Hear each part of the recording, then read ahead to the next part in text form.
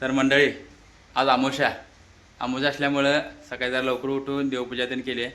देवपूजा करून गाड्यासुद्धा पूजल्या, कारण गाड्यासुद्धा आपल्याला पूर्ण साथ देतात, त्याच्यामुळे त्यांचीसुद्धा पूजा केली. हे बघा, आत्ता पूजा करून आज गाड्यांच्या आतच आलो आहे. पहिला सकाळी उठल्यावर पूजा देवाची केली, मग गाड्या पूजून घेतल्या. हे बघा, गाड्या तर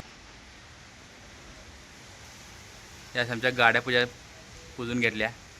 आणि कारवानबाई आमच्या बाहेर काम आवरूस्तोपर्यंत आम्ही सगळं, आज सुट्टी असल्यामुळं पूर्ण देवपूजा सुट्टी दिवशी माझ्याकडे असते, त्यामुळे मी सुट्टी दिवशी पूर्ण देवपूजा मी करतोय.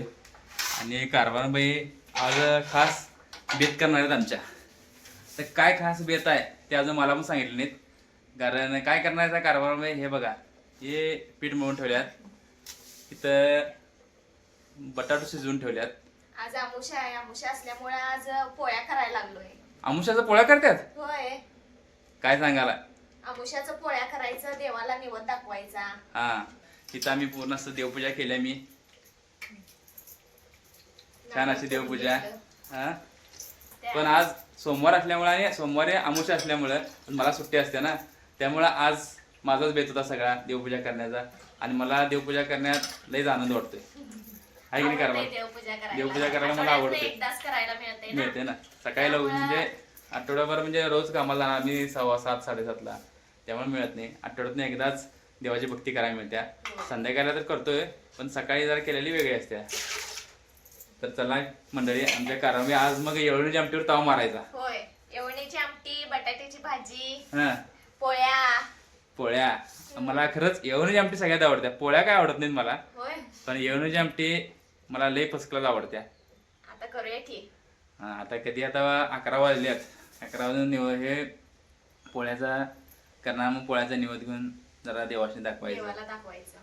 तर तोपर्यंत आमच्या आईसाहेब येतात. आईसाहेब आमच्या दुकान असल्यामुळं दुकानात जाते लवकर सकाळी, आणि संध्या लवकर म्हणजे दुपारी 12-1 वाजता येऊपर्यंत पोळ्या वेळा तयार होत्यात.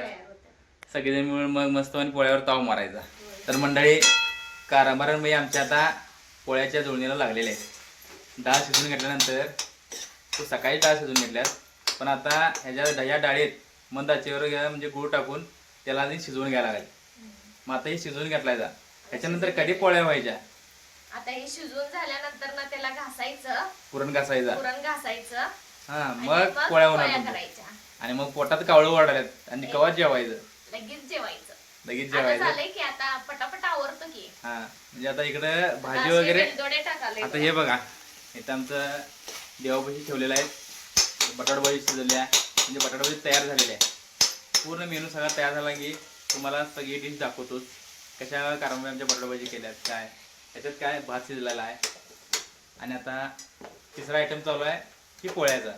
अजून येळूच्या आमटीला अजून मसाला पण बारीक करून घेतला आहे. बघा, हे मसाला पण सुद्धा बारीक करून घेतल्यात कारंबे आमच्या येळूच्या आमटीला. पण आता हे डाळ कशी गुळ घालून शिजल्यात हे तुम्हाला दाखवलं, पण आता पोळ्या लाटताना पण दाखवतो.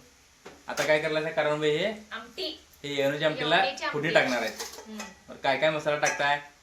आणि तुम्हाला एक महत्त्व सांगायचं आहे, आमच्या कारंबे एक नंबर येळूची आमटी करतात. मला यांची येळूची आमटी लय आवडत्या. आणि संध्याकाळ सकाळी तर एकदम भारी, शिळी झाल्यानंतर येळूची आमटी एकदम फर्स्ट क्लास लागते. आणि खरंच यांच्या हाताला चव आहे. येळूची आमटी भारी करतात. मी काय काय मसाला घालतात बघा येळूची आमटीत. आता बघा, तेल घालायला लागलोय. घाला तेल. मसाला काय काय बारीक केलाय. मसाल्याला खोबरं, तीळ, जिरं, परत कढीपत्ता थोडा घातला. हा, खोबरं घातलं, कोथिंबीर, आलं. आम्ही काय एवढा जास्त मसाला घालत नाही ना. आम्ही काही जास्त मसाला घालत नाही, पण चव होतोय. थोडासाच मसाला वापरला तरच आमटी छान होते. जास्त मसाला वापरला की आमटी छान होते असं नाही. थोडं थोडं घातलं तर पण चविष्ट होत्या. आता मी ही मोहरी टाकायला लागले. मोहरी टाकायला लागल्यात. त्याच्यानंतर ना कढीपत्ता. खरंच कढीपत्ता अंगावर काय होते. मग आपण ह्यो केलेला मसाला बारीक केला आहे. छान असं त्याला असं ढवळून घ्यायला लागणार. कारण भाई आमच्या जेवणात एकदम परफेक्ट आहे ना. हा, सगळ्या गोष्टी एकदम परफेक्ट जमतात. आवडतंय ना. होय, मला येवणीची आमटी आवडते. मग आता मला- करतो. पातेलं हा. भरून करू. हा त्याला मसाला टाकलाय. आता त्याच्यात चटणी, आता चटणी. लाल तिखट टाकायचं आहे. होय. लाल तिखट टाकून छान असा कट यायला पाहिजे. आता जरासा गरम मसाला थोडासाच आहे बघा, केवढासाच घेतलाय. गरम मसाला थोडासा घ्यायचा. हा असा मसाला पूर्ण भाजून असं चाललाय. पूर्ण असा मसाला चांगला असा वास येण्यासारखा असा शिजवून घ्यायचा. थोडा हा वास यायला पाहिजे खमंग. आता यायचा आलाय वास मला. यालाय काय? खरंच पोटात कावळ वाढायला ग. होय. अजून देवाची निवड दाखवून मग आपली पोटपूजा करायची. होय होय. आता हे बघा चटणी घालतो. याला चरचरीत व्हायला पाहिजे बघा कारभार बाई. चटणी मात्र आम्हाला चरचरीत लागते. होय परवाच केलेली आहे आम्ही चटणी. बघितला का तुम्ही ब्लॉग मध्ये. ती चटणी वापरतोय मी आता. मग वास यायला आलाय मला. मग वास घुमाला आलाय एक नंबर. आता काय आहे? हलवून घेतलं. हा. चटणी पण असं त्यात मसाल्यात पूर्ण असं विरघळायला पाहिजे. हा पूर्ण असं त्याचा एकजीव झाल्यावर मगच छान होत्या आमटी. आपण येळवणी काढून घेतले. आता हे बघा हे येवणी काढून घेतलाय व्हय. येळवणी हे काय आहे? काढून घेतले. डाळीची येळवणी. हे डाळीची येवणी काय. हा हे आणि हाताच नाही असते व्हय. होय. याला का आम्हाला माहित नाही. आम्हाला कसं माहित असणार थोडा. आम्ही काय जेवण करतच नाही. आता जरा मिक्सरच्या भांड्याला जे काय आपला मसाला त्याला चिटकलेला आहे तो पण असा त्यात पाणी घालून हलवायचा आणि यात वतायचं. म्हणजे मात्र काय करायचं नाही. हा हा अशी पाहिजे बघा सुगरण. जरा जरा जरा सुद्धा काय मात्र करायचं नाही. त्या भांड्यात पुसून घालून त्यात घालायचं. हा नाही असं पाहिजे थोडा. मग कशाला टाकायचं तेवढा सगळा मसाला. बरोबर आहे बरोबर आहे. तर काय टाकून का उपयोग नाही. तेवढंच होय. जास्त मसाला होतोय. झाले बघा आमटीला फोडणी दिलेली आहेत. कारण बाई आता उकळ मारल्यानंतर तुम्हाला त्याचा कट त्याचा कलर हे तुम्हाला दाखवणारच आहे. आणि आमटी केल्यानंतर ना चवीपुरतच जरा गुळ घालायचा. चवीपुरतच काय थोडासाच घालायचा. छान होते आमटी. छान होत्या. छान होत्याच सोडा. तर आणि चला जरा छान होत्या. आणि नमक नमक घालायचं आहे की नमक घाला. हे नमक पहिला विसरायचे नाही हा. सगळ्या गोष्टी दाखवत्यात पण शेवटीला ते नमक विसरून जाते. मग ते कवा लक्ष देते जेवताना. एवढं सगळं चांगलं केलं नमक आणि वरण की नमक घेतलेलं काय बरोबर लागत नाही. हे बघा ज्या आमटी शिजते ना तेच. थोडं घालायचं राहिलंच माझं. काय नमक चवीनुसार घालायचं एवढंच चिमटीत धरूनच. हा आता झालेलं आहे आमटीला फोडणी. आता बघा उकळल्यानंतर कशी आमटी होत्या. आणि पोळ्या तर काय तुम्हाला दाखवणार जाईल. चला हे बघा पोळ्या करायला चालू केल्यात आता. आणि पोळ्या थोड्या झाल्यात आणि अजून थोड्या आहेत. बघा पोळी बघू शकताय. पोळी बघा कशी खमंग. बघा हातात घ्या जरा. मऊ झाल्या ना. छान असं पोळ्या झालेल्या आहेत. तेलातल्या नाही सोडा. तेलातल्या अजून जमत नाही. जमत्यात का तेलातल्या. तेलातल्या नाही अजून तेलात एवढं जमत नाहीत. पण अशा जमत्यात. पण चांगल्या करतात. आणि आता निवद्याला पण जायचं आहे. पोरांचं डबं पण द्यायचे शाळेत आता. होय. कारण आज सोमवार असल्यामुळे त्यांनी डबं घेऊन गेले नाहीत. आम्ही नंतर सांगितलं त्यांना पोळ्या घेऊन येतो म्हणून. आता त्यांना डबं द्यायचं आणि देवाला निवद द्यायचा. आई येतील तोपर्यंत. पोळ्या आमच्या कारभार बहिणी केल्यात.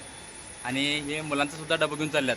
कारण आज सोमवार असल्यामुळं थोडं जरा म्हणजे पोळ्याचा कार्यक्रम असल्यामुळं मुलांना पण डबा आत्ता द्यायचं चालू आहे. शाळेत द्यायचं आणि मग देवाला निवद द्यायचा. आम्ही आता आमच्या ग्रामदैवतला निवद घेऊन आलो आहे.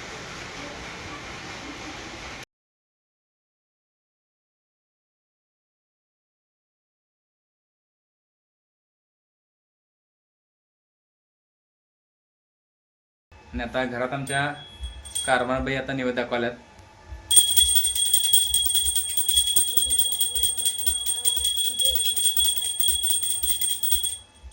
देवांना निवद दाखवून पोरांना डबं देऊन आता आम्ही मस्तवानी कारभारबाईंनी केलेल्या पोळ्यावर असं ताव मारणार आहे. हा असा मेनू तयार केलेला आहे. छान अशी डिश केलेली आहे आम्हाला.